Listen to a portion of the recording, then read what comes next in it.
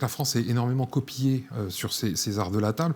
On a commencé la première table de France, c'est la table de l'Élysée, qui est dressée au cordeau, qui est dressée, et ces codes sont vraiment intimement rentrés dans les mœurs de tout le monde. On vient copier la France pour les arts de la table. Les arts de la table sont très complets. Le tissu, l'assiette, donc la porcelaine et autres matériaux, l'orfèvrerie nationale, bien entendu, la verrerie, la cristallerie. On va jusqu'au décor de table. On va travailler déjà sur les couleurs.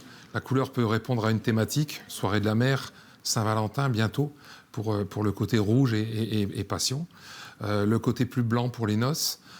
Pliage simple, respectueux du tissu. Quand on va être sur des établissements 3 étoiles, gastronomie, on va pouvoir faire un petit peu plus de pliage et de fantaisie sur le côté restauration plus traditionnel. On a des beaux tissus et on arrive à faire un pliage qui soit simple mais efficace pour le client, et ce sera une des premières choses qu'il va avoir à table. Historiquement, on a au départ qu'un couteau.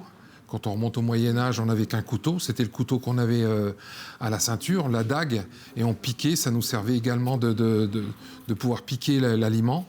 L'assiette, c'était en fait un pain tranchoir. C'était une tranche de pain séché, rassis, qui permettait de poser sur la table le mets qu'on voulait déguster.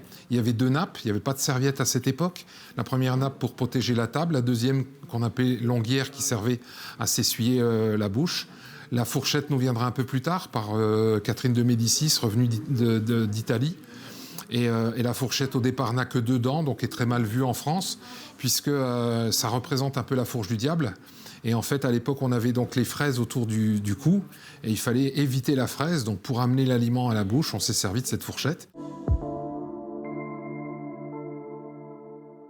Ça a beaucoup évolué, puisqu'on était dans une période où on servait au plat, dans les années 50. Puis est arrivé le service à l'assiette, où le décor de l'assiette, c'était un travail d'artiste du cuisinier.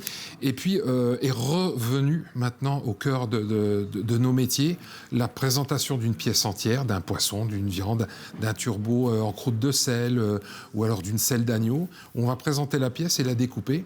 Donc le travail de la finition et de la technique de découpe se fait aussi bien à la maison qu'au restaurant. C'est pour ça d'ailleurs qu'en 2010, le patrimoine gastronomique des Français a été classé à l'UNESCO.